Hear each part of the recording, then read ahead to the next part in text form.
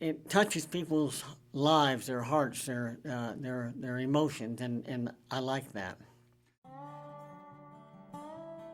He grew up with a ranching background, done his own butchering and hunting. If you get a chance, shake Tom's hands. They are so calloused and so rough, and they are the hands of an artist. A first impression of Tom Lucas is more of a cowboy than an artist until you see his work. And so I grew up with a lot of imagination, like wanting to be a mountain man, trapper, cowboy.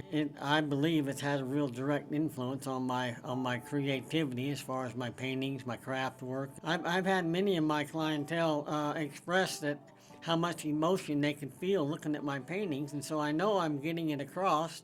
But I believe it's because I lived it, I felt it, it's just an integral part of me. Tom brings his work ethic and relentless drive for improvement home from the range and into his studio. When I do a painting, when I first get it done, it seems like that I'm happy for about 2 minutes.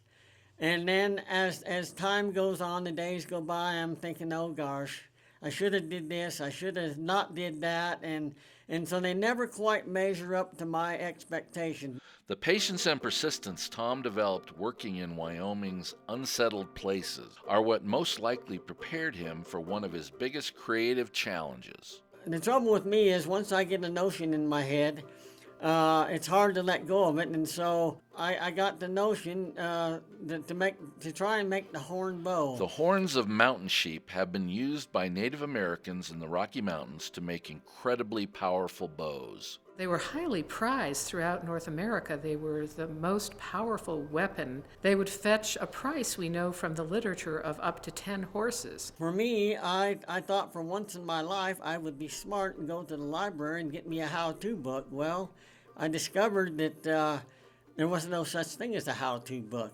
And everybody always asked me, well, how did I learn? Well, it was real easy. I only made 50,000 mistakes.